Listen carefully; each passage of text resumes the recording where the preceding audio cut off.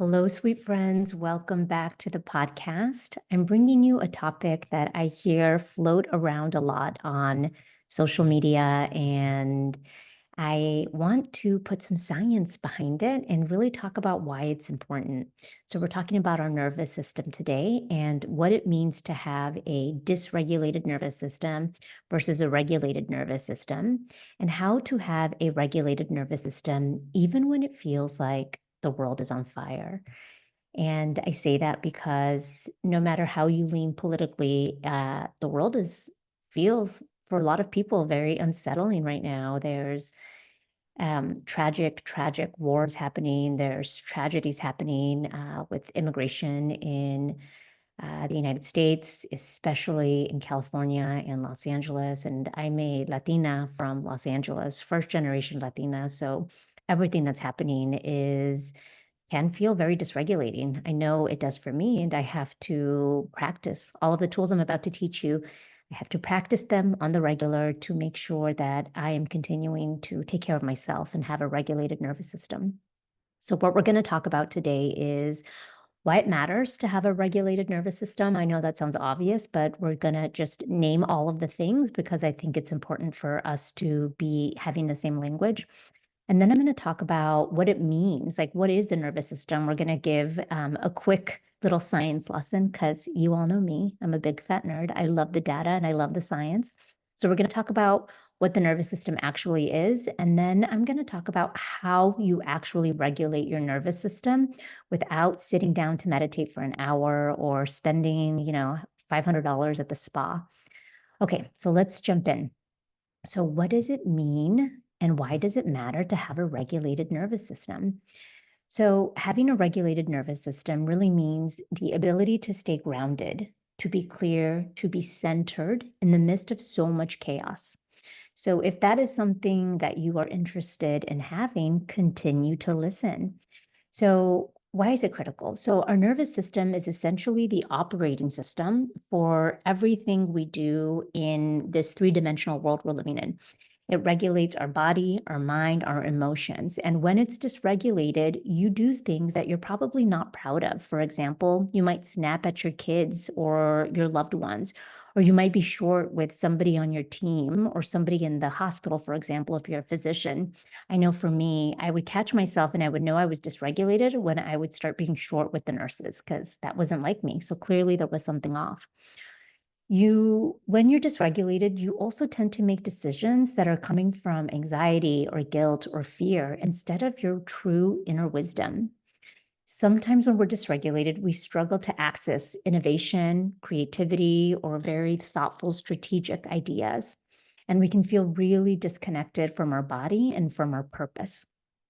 But when we have a regulated nervous system, what happens? When our nervous system is regulated, we tend to lead with compassion and clarity, not guilt, because remember, there's a difference between compassion and guilt. And if this is something that's kind of like, ooh, what is she talking about? Go back to episode 9. I created an entire episode about how to make sure you're leading with compassion, especially for all of our leaders that are very heart centered and not let guilt get in the way.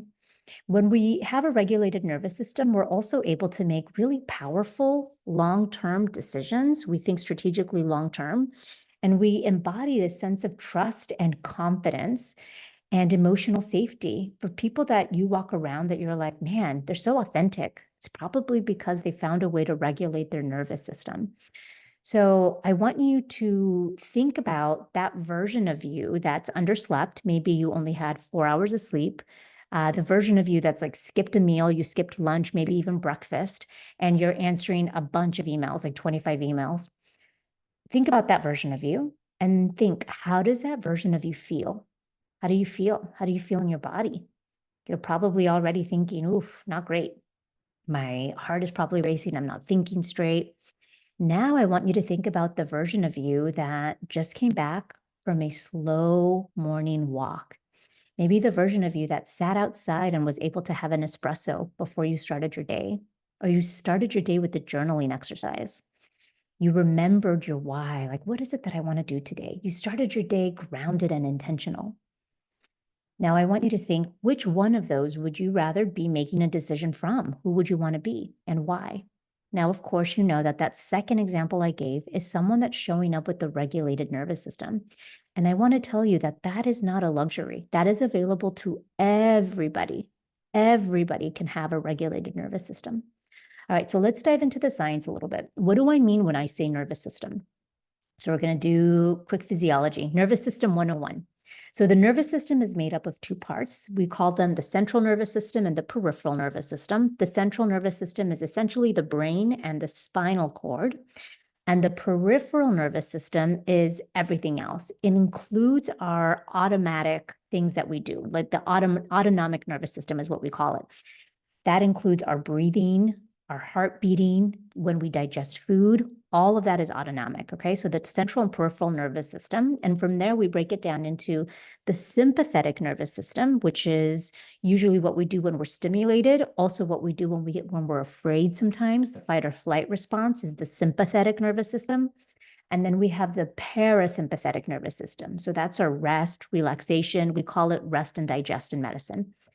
Now, the parasympathetic nervous system is what we access when we're sitting and breathing deeply. When we ask people to take in big inhales, big belly breaths, the reason why is a deep inhale stimulates your vagus nerve. And the vagus nerve is a big nerve, part of your parasympathetic nervous system that helps you feel relaxed and rested.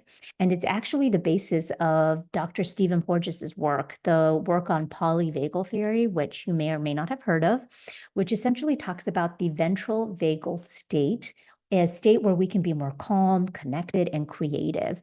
And that from right there is the mode where we want to live from. Now, we don't always want to be digesting and resting. We want to be stimulated, but there's a way to be stimulated without being overstimulated. There's a way to be vigilant without being hypervigilant.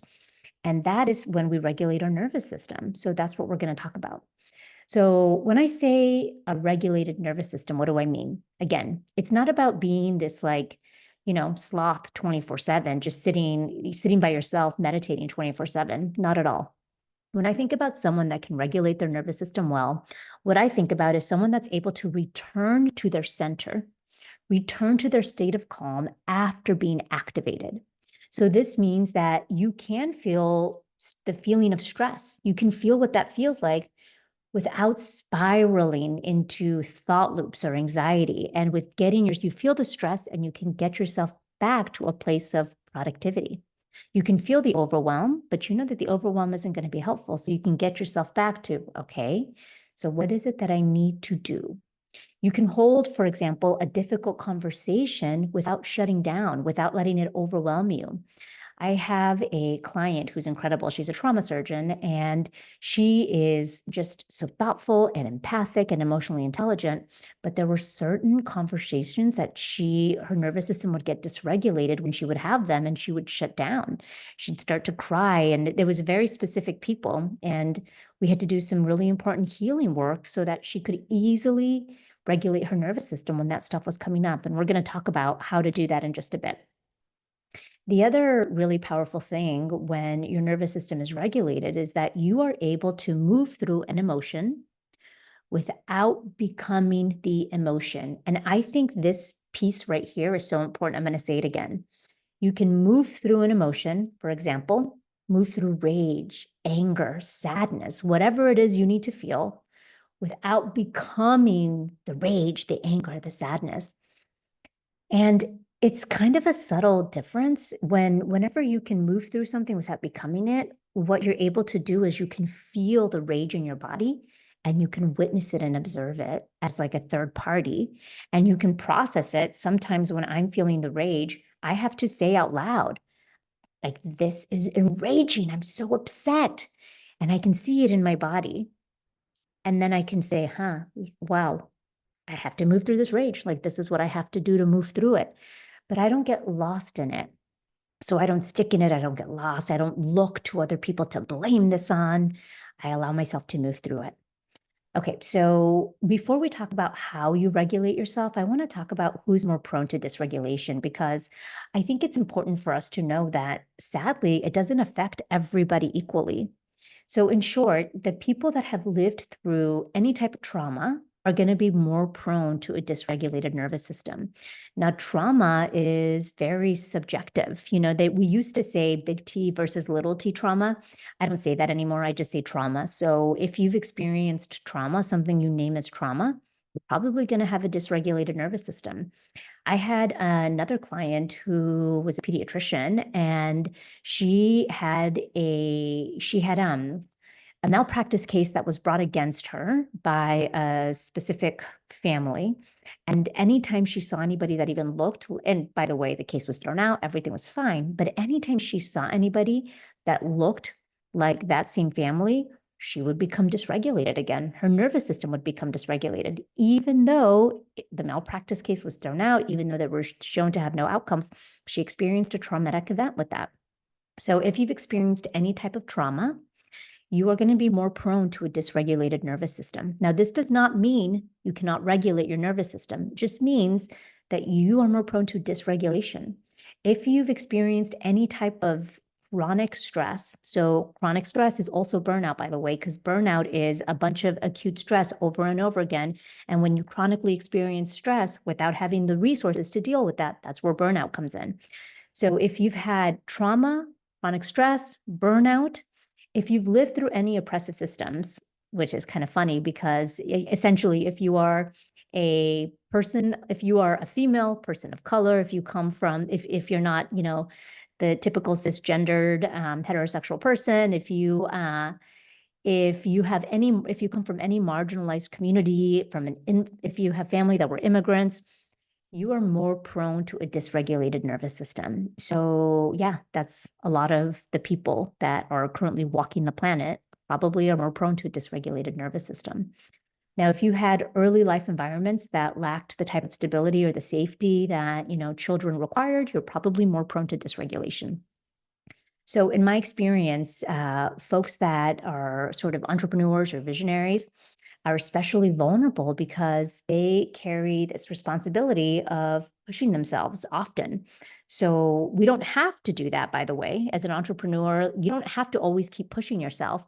But oftentimes we do, especially if you're prone to be a hyperachiever or a high achiever. We always want what's next. What are we going to do now? What's next? And we tend to create from a baseline dysregulated nervous system. And we just think that's normal, but it's not. In fact, I remember when I got in the entrepreneurial game a couple of years ago, holy smokes, talk about living from a dysregulated nervous system every day. And then, I had mentioned to many of you at the very beginning of this podcast a couple episodes ago that I had gone through. I took a sabbatical, and over the last 3 to 4 months, and one of the choices that I made very clearly when I came back was, I am no longer creating from a dysregulated nervous system. Not anymore. No longer. All of my goals, everything I choose to do, I'm going to do it from a place of a regulated nervous system. Now, that doesn't mean I'm playing small, by no means at all. I have big, audacious goals, and I want to do really big, beautiful things for the world. And I know that my purpose on this planet is to be in service to the world, to help heal a lot of things that are causing trouble in the world. That is my purpose. I've said this before, but I'm a physician by training, but a healer by birth. I come from a long ancestral line of healers. And I know that my purpose is to continue to pass on those gifts to the world, to my community, to my children, and to my children's children. And I've decided that I'm going to continue to do that in really big ways, but I'm going to do it from a regulated nervous system. And the reason why I'm spending some time here is because I know a lot of you listening are leaders or entrepreneurs yourself. And many of you listening, I don't think, you may not think it's possible to create from a regulated nervous system. And I just want to be an example for you. I want to tell you that it is possible, 100% possible to create, to be successful, to achieve the goals you want to achieve and have a regulated nervous system. I just think that's so important to say over and over again, because I'll tell you, for me, when I was deciding to do this, I couldn't even think of one example. I'm like, is this even possible? Has anybody ever done it? And truthfully, I still don't know a ton of examples of people that have done it, but I don't care, because I've decided, even if I've never seen anybody do it before, I'm going to be the first person, or at least the loudest person that does it, because I want other people to know that it's possible for them too. It is possible to live a big, audacious, beautiful life where you're constantly creating, if that's what you want to do, giving back, becoming a better version of yourself at any stage you're in, every 10 years if you want to recreate yourself. And you can do that from a nervous system that's centered, that's calm, that's regulated. Okay, so how do you know if your nervous system is regulated versus dysregulated? So if you have a regulated nervous system, the way you know is you feel safe. What does safety feel like? What does safety feel like? So when I think about that, I think about safety feeling like present, calm, able to speak up, to be myself, to ask for what I want, to ask for what I need. I'm able to slow down if that's what I need. That's what safety feels like. And physiologically, it feels like a calm heart, not a racing heart. It feels like expansive, not like a restriction in my chest. When you feel like overwhelmed or stressed, it's not those feelings. It's the opposite. It's expansive. It's like, that's what safety feels like. I want you to answer that question for yourself. What does safety feel like for you? How do you know when you are feeling safe? Having a regulated nervous system feels like being able to feel a discomfort without needing to numb the discomfort, or sometimes I use the term buffering, buffer the discomfort. When you can feel the discomfort, like, oh my gosh, I'm so afraid I'm going to disappoint somebody, and be with that feeling instead of feeling that and needing to go eat a brownie, or needing to go watch something on social media, or doom scroll, or go on Netflix. It's being able to be with a discomfort without numbing the discomfort. That's how you know you have a regulated nervous system. It's also when you can connect with someone else and they might disagree with you, but you don't feel the need to be defensive. You don't take it personal. Oof, that's a big one. That's a big one. And for many of you, you might be able to do that really well with some people, but not with others. Like that client I mentioned earlier, she was amazing at, emotional intelligence skills were through the roof. But with certain people, it still really triggered her. So we had to do some really powerful work to get to the bottom of that so she could heal from that. The other way so let's go the other way. How do you know if you're dysregulated? So if you're dysregulated, you might notice the opposite of what I mentioned. You might notice thoughts that are constantly racing. You might notice this shallow breathing, or a very tight chest, or your heart beating a little faster. You might notice that you're constantly overthinking, or you might have decision fatigue. Someone asks you what to have for dinner and you just get flustered or frustrated or annoyed because I have to make another decision. You might be impulsively reacting. So somebody asks for something, you snap at them, or you just want to make a decision quickly, even though it's not probably the most thoughtful decision. Or you can shut down emotionally. You might be physically present at the dinner table, but you are not involved in the conversation. You're just not there emotionally. You might feel really restless. So those are all symptoms that your nervous system might be dysregulated, all signs and symptoms. So why is it that it's so hard for us to have a regulated nervous system? So I mentioned all of the reasons of the folks that are prone to a more regulated nervous system. But when you think about why it's so hard for us, or why do so many people talk about a regulated nervous system? Well, because for one, we live in a world that does not exactly support regulation. If you think about the way our ancestors lived, when they lived in tribes, in community, when they were in communion with the land, constantly on the land, when they would be together, when they could co-regulate, they could talk through things together, they could share, they were constantly taking care of each other. It really supported a regulated nervous system. And now most of us are living in these isolated environments and communities where it's very, individually oriented, where I have to achieve, I have to create, I have to be successful, I have to provide for my family, I got to take care of us, I have to overwork.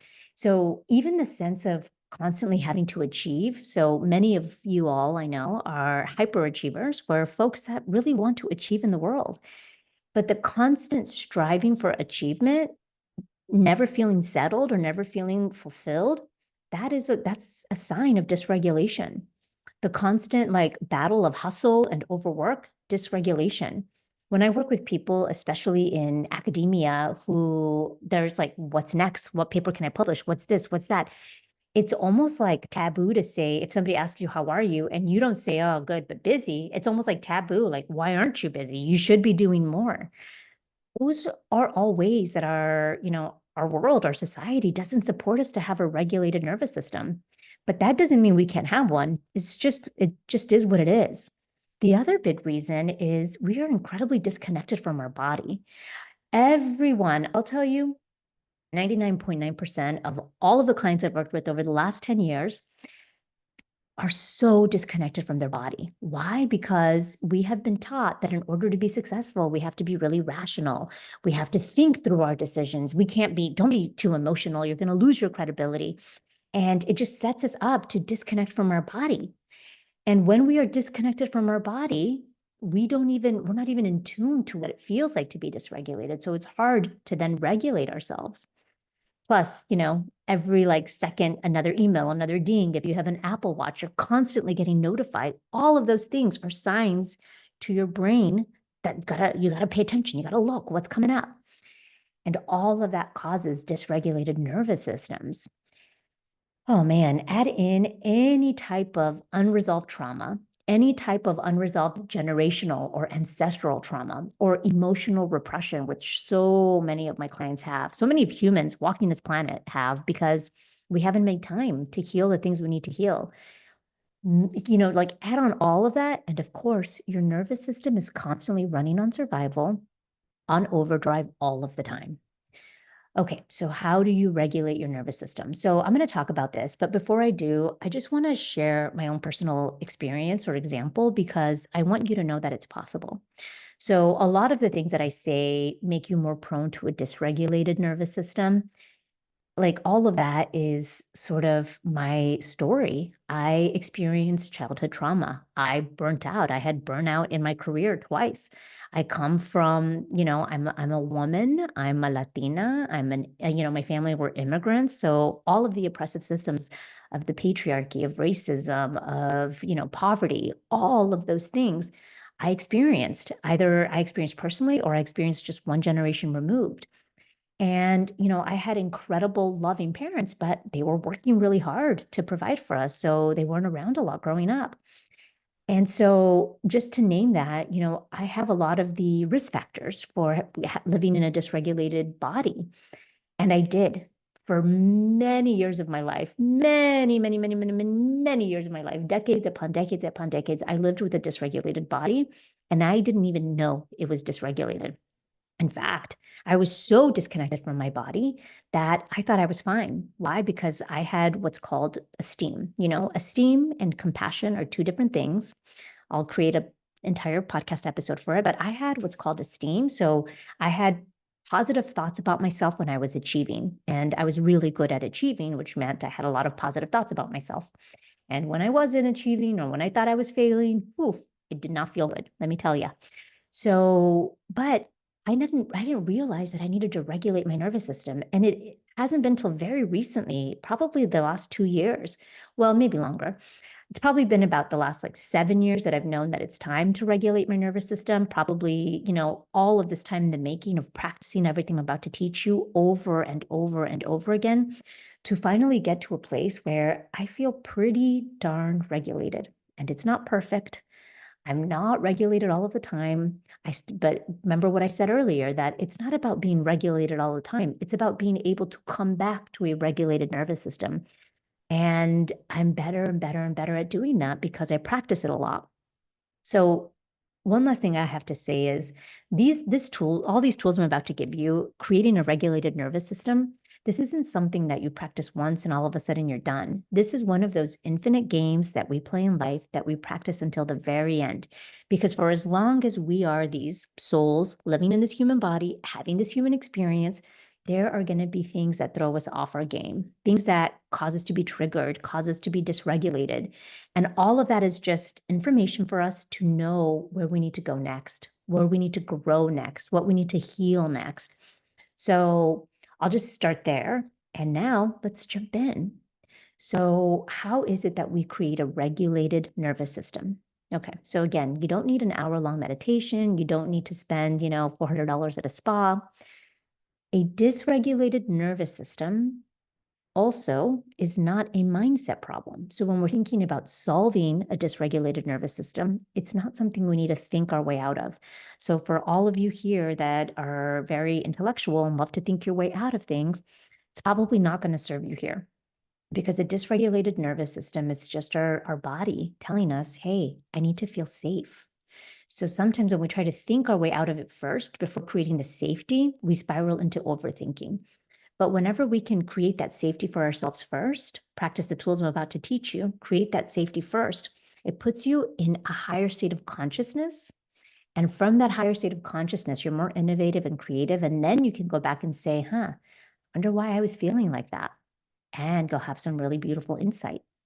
Okay, so there's many, many, many ways to regulate your nervous system. I'm just going to give you a couple that are super simple and easy that you can start practicing now. But just know, when I work with my clients, we practice these. I give them some that are very specific to their situation. And a lot of these, before you can even start practicing these tools, for some people, practicing the tools is helpful, but also diving deep into why this one thing keeps happening. Like I mentioned with my trauma surgeon client, when we can dive deep into why is this one thing happening and we can really dissect, which is what I'm really good at. I can hone in, dissect the actual problem. Then we can move forward and then we can give her all of these tools. We give all these tools to use. So I'm going to give you these tools now, but know that these tools are going to be helpful. They will definitely regulate your nervous system. But if you're noticing trends over and over again and you want help with that, you don't want to keep feeling that problem, reach out to me. I can help you. Okay, so what are some of these problems? Some of these solutions. So the first one I'm going to talk about is probably one of my favorite because it is so incredibly effective. I teach this to everybody, including my patients. When I was working full-time in the emergency department, I would have patients come in with symptoms of anxiety or even having an active anxiety attack. And I would teach them this one thing, and it works 100% of the time. So what is it? It's called box breathing. So those of you might have heard of it. I'll just quickly teach it. So you think about a box, four sides of a box. With every side of the box, you're going to do one thing. You're going to do it for 4 seconds. The first side of the box, big deep inhale. Second side of the box, hold your breath for 4 seconds. Next, exhale for 4 seconds. Then hold your breath for 4 seconds. When you're inhaling, you start the inhale when you notice that you've gotten off your game, that you've become dysregulated. You start the inhale. Sometimes you do that whenever you notice the pain, or your heart beating fast, or your chest feels tight, or there's a funny feeling in your stomach, or you notice the tears balling up behind your eyes like you're about to cry. That's your cue to start the inhale. So you take a deep breath in for 4 seconds, and then you hold your breath. While you're holding your breath, one thing I like to teach my clients is acknowledge what your body is doing. Ooh, okay, my chest feels tight. Ooh, I feel like I'm about to cry. Acknowledge what your body's doing. And then when you exhale, breathe out nice and slow for 4 seconds. Exhalation turns on the parasympathetic nervous system. That's the relaxation response. So that's a cue to our body to relax, that it's safe. You can relax, it's safe. And then you hold your breath for the last 4 seconds. And then you repeat that. So if you think about it, that's 4 times 4, 16 seconds. And 16 seconds is one round, but you probably need, I don't know, a minute, depending on the trigger. Some of you might need 30 seconds, some of you might need a minute. But I promise you that if you try this and you slow down the exhale, you will regulate your nervous system. And my recommendation to a lot of my students is do this when you are not triggered. Do this when your nervous system is calm, because that's how it will become better. You'll become better at it. It will become muscle memory. And then when you're actually triggered, it's something that your brain and your body can just access as a resource right away. It's not something you have to think about. Okay, so that's box breathing. Another one I'm going to give is called two-finger touch, and I call it two-finger touch. And I like this one because for those of you that have trouble connecting to your breath, I'm going to give you a tactile exercise. So for this, you want to do this while you're listening right now. It's pretty simple. Put your index finger and your thumb together, and you want to rub them together slow enough so that you feel the ridges of each finger. Feel the ridges of your thumb and your index finger. Do that. Breathe in, breathe out. You probably need to do that for about 20, 30 seconds. It does the same thing. It's bringing you back to your body, out of your fear response, turning off the fear response, bringing you back into your body, into a state of regulation. One other one I really love is the hand over heart. You literally just put your right hand over your heart. I put my right hand over my heart and then my left hand over my right hand. I take a deep breath. You want to leave it there for about 20 seconds and just breathe in. Sometimes I say to myself, it's okay, it's okay, it's okay. What that does is it does a few things. Number one, it secretes oxytocin. Oxytocin is a hormone that moms secrete when they have babies to increase the intimacy and connection, which is really awesome because you're increasing intimacy with yourself. The other thing it does is that it vasodilates. So oxytocin is something that's actually really helpful for the heart because it opens up the hearts. And so you think about, you really create a sense of relaxation because you're vasodilating and you're creating intimacy with yourself. So that's the hand over heart. The last one that I want to leave is to remind you all that we don't live in silos. We don't live by ourselves. We live with communities. So it's okay to also to regulate yourself, to co-regulate with somebody. So this one, obviously, you can't do instantly sometimes because the other you can. Box breathing, 2-finger touch, hand over heart. You can do anytime by yourself. Co-regulation, you're going to need somebody. But with co-regulation, you have someone that you trust, that you know is going to hold space for you, that you can access, and you call them and you out loud, you share what you're experiencing because that by itself regulates your nervous system. That's why it's cathartic to have therapy or to share because you're moving energy. All of this is just moving energy with the breath, moving energy with our fingers, moving energy when we breathe in and out with our hand over heart, and then co-regulating, you're moving the energy when you're talking. So for me, I used to call my mom. My mom passed away a year ago, for those that don't know. God bless her soul, love her so much. I still feel her around me every second of the day. But when I was in the emergency department and I would have really tough shifts, like just emotional, like people had died or strokes or, tough things like that. On my way home, I would practice some of these exercises. And when I still felt like, oof, I don't feel regulated yet, I'd call my mom and she would always listen, always hold space. And my mom had this incredible gift of caring and being incredibly compassionate for people she had never met. So she would like immediately be like, oh, I'm so sorry for your patient. It was just she's so amazing. She's so amazing.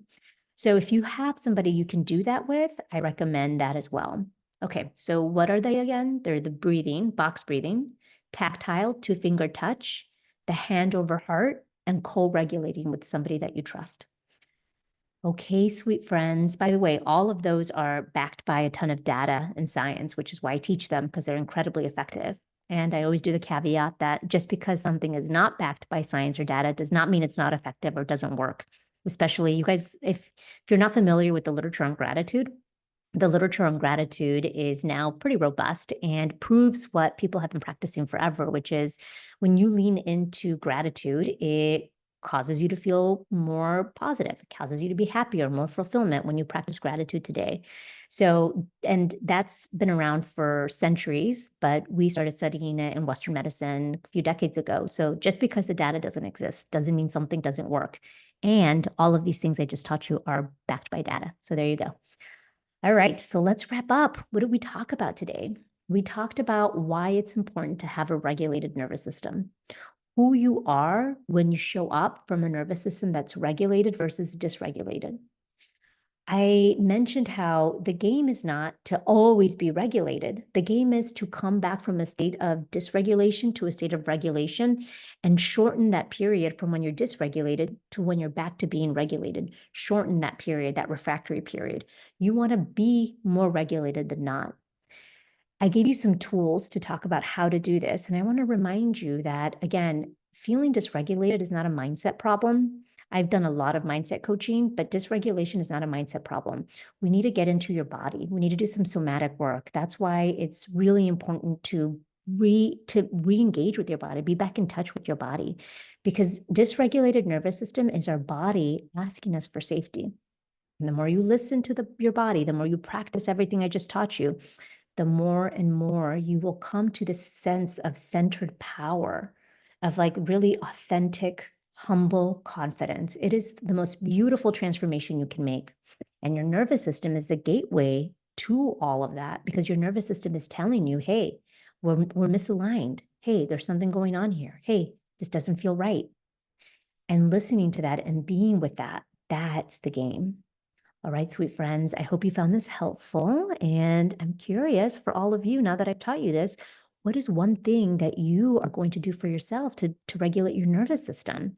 I'd love to hear. You can connect with me now directly on my podcast. So in the show notes, there's a link that says text us. So you can connect with me directly on the podcast, but I'm also on Instagram at Vanessa Calderon MD. So find me on Instagram and let me know what you're going to be doing for yourself. And of course, if you found this episode helpful, I would love for you to leave a review and share this episode with a friend. All right, sweet friends, until next week, adios.